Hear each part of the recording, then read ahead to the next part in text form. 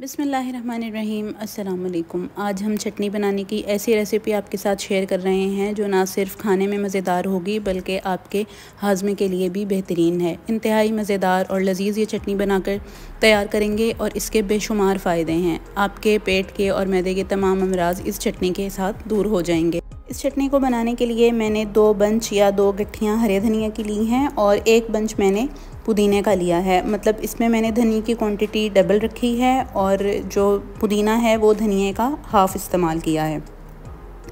और धनिया की भी मैंने डंडियाँ सारी ले ली थी, इसकी डंडियाँ शामिल की हैं। और पुदीने की जो बारीक वाली डंडियाँ थी वो मैंने ले ली हैं और जो थोड़ी सी मोटी थी उनको मैंने डिस्कार्ड कर दिया था। लेकिन ये मसला आता है कि ये पिसती नहीं है, ये जो इसकी स्टिक्स होती हैं ये पीसने में मसला होता है इनको, तो फिर मैंने इनको बारीक काट लिया है। पुदीना भी काट लिया है मैंने छुरी के साथ और ये जो हरा धनिया है इसको भी मैंने काट के इस्तेमाल किया है।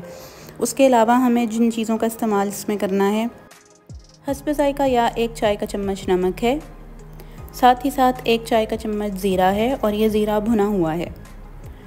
3 से 4 या अपने टेस्ट के मुताबिक हरी मिर्चें हैं।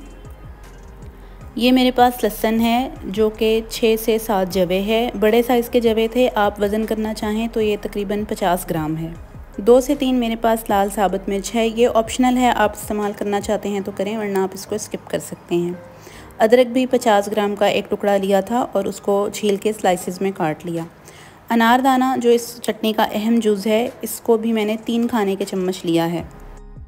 चटनी के तमाम अज्जा पीसने से पहले मैंने यहाँ अनारदाना लिया है। ये साफ़ किया हुआ अनारदाना है और बिल्कुल खुश्क है। अनारदाने को मैंने अलग से ड्राई ग्राइंड किया है पहले, क्योंकि अगर मैं इसको चटनी के साथ ही ग्राइंड कर दूँगी तो इसका जो दाना है वो टूटता नहीं है बल्कि ये मुंह में आता है और फिर अच्छा नहीं लगता ये अनारदाना मुंह में आता हुआ। तो मैंने 3 खाने के चम्मच अनारदाना लेके पहले उसको ड्राई ग्राइंड किया था और फिर उसके बाद एक ग्राइंडर का जग लेके मैंने हरा धनिया, पुदीना, पिसा हुआ ये अनारदाना, साथ ही जो हरी मिर्चें हमने ली थी 3 से 4 अदद, वो इसमें शामिल कर दी हैं।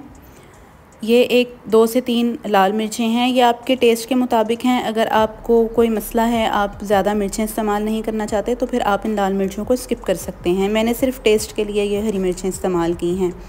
अदरक के पीसेस इसमें शामिल कर दिए हैं जो कि 50 ग्राम के करीब थे और साथ ही यहाँ पे मैंने लहसुन शामिल कर दिया है, ये भी 50 ग्राम था। ये दोनों चीज़ें इंतहाई मज़े की इसमें लगती हैं, बहुत लजीज चटनी बनकर तैयार होती है। ये 1 चाय का चम्मच भुना हुआ भर के मैंने इसमें ज़ीरा शामिल किया है और 1 चाय का चम्मच या हस्बे ज़ायक़ा इसमें मैंने नमक शामिल कर दिया है। बिल्कुल थोड़ा सा पानी इसमें शामिल करेंगे और एक थिक सी चटनी हमें इसको पीस लेनी है। ये चटनी पीसकर हमारे पास बिल्कुल तैयार है। इंतहाई मज़े की ये चटनी है। आगे रमज़ान आ रहा है तो रमज़ान में आप इस चटनी को इस्तेमाल करें। हर किस्म के पुलाव के साथ, तले हुए आइटम्स के साथ, पकौड़े, समोसे, हर चीज़ के साथ ये चटनी बहुत लजीज लगती है। इस चटनी को ज़रूर बनाएं, हमें अपने फ़ीडबैक से आगाह करें। अल्लाह ताला हमारे और आपके रिज़्क़ में बरकत अता फ़रमाए। एक नई रेसिपी के साथ हाज़िर होंगे, तब तक के लिए अल्लाह हाफ़िज़।